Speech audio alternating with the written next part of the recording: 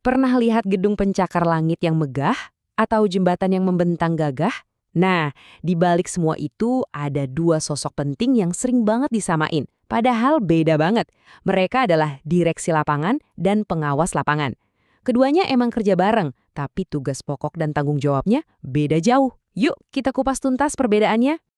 Coba deh bayangin, proyek konstruksi segede gaban gitu, gimana caranya ya bisa kelar tepat waktu? Anggarannya pas, kualitasnya juga oke banget. Apa rahasianya? Jawabannya ya ada di sistem kerja yang rapi dan terstruktur. Nah, di jantung sistem itulah ada dua peran yang jadi jagoan kita hari ini. Direksi lapangan dan pengawas lapangan. Mereka ini kayak yin dan yang di proyek. Sering kelihatan bareng di lapangan, tapi sekali lagi, tugas pokok dan tanggung jawab mereka itu benar-benar beda. Jadi, meski tujuannya sama, yaitu biar proyeknya sukses, cara kerja mereka ini lain banget. Anggap aja gini, yang satu itu otaknya, ngurusin semua administrasi dan kontrak. Nah, yang satunya lagi itu matanya, yang awasin langsung kualitas fisik bangunan di lapangan. Oke, kita bahas satu-satu ya. Pertama, direksi lapangan. Siapa sih mereka? Gampangnya, mereka ini adalah perwakilan resmi dari si pemilik proyek. Jadi, merekalah yang pegang kendali soal duit dan urusan legal.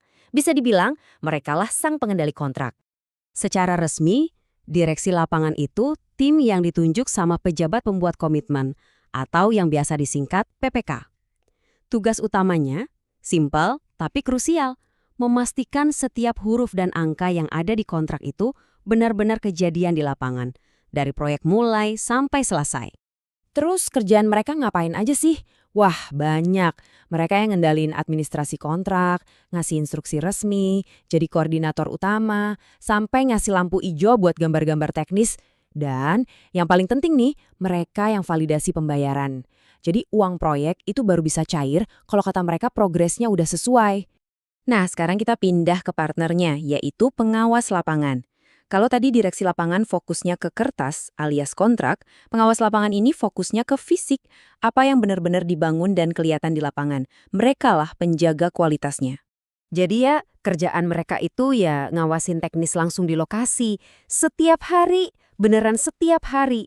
Mereka yang mastiin dari cara pasang bata, adukan semennya, sampai rangkaian besinya, semuanya itu harus sesuai sama standar kualitas dan spek teknis.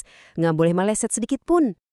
Kalau kita rinciin lagi nih, mereka itu yang ngecek kualitas material, mastiin ukurannya presisi, bikin laporan harian. Pokoknya mereka ini garda terdepan kalau ada masalah. Bahkan ini nih yang keren, mereka punya wewenang buat ngasih rekomendasi, stop pekerjaannya kalau nemu ada yang nggak beres dan fatal. Jadi kelihatan kan bedanya? Yang satu sibuk di ruang meeting ngurusin dokumen, yang satu lagi berjemur di lapangan ngawasin bangunan. Fokusnya beda banget, tapi tujuannya sama persis. Proyek harus berhasil. Keduanya ini mutlak harus ada. Biar makin jelas, kita lihat perbandingannya langsung ya. Soal fokus, direksi itu urusannya administrasi kontrak. Kalau pengawas ya, teknis dan kualitas. Posisinya, direksi itu wakil sah pemilik proyek, sementara pengawas itu lebih ke konsultan teknisnya. Terus output atau hasil kerjanya. Direksi ngeluarin persetujuan biaya dan waktu, nah pengawas ngeluarin laporan soal kualitas material dan pekerjaan. Beda banget kan? Pertanyaannya sekarang, kenapa sih tugas ini harus dipisah? Kenapa nggak satu orang aja ngerjain semuanya biar praktis? Jawabannya ada dua kata kunci, integritas dan keahlian. Gini, ini penting banget buat mencegah yang namanya konflik kepentingan. Kalau tugasnya dipisah, keputusan soal uang nggak akan kecampur aduk sama masalah teknis di lapangan. Begitu juga sebaliknya. Jadi bisa dipastikan, setiap bagian proyek, mulai dari selembar kertas kontrak sampai sebongkah beton di lapangan, itu diurus sama orang yang emang jagonya di bidang itu. Dan tahu nggak, prinsip ini sebenarnya nggak cuma berlaku di proyek konstruksi loh. Coba deh pikirin, di tim manapun, entah itu di kantor atau di komunitas, penting banget buat tahu siapa sang ahli strategi, alias direksinya, dan siapa sang ahli teknis atau pengawasnya. Inilah kunci sukses kerja bareng. Nah sekarang coba deh lihat tim Anda. Kira-kira siapa mereka?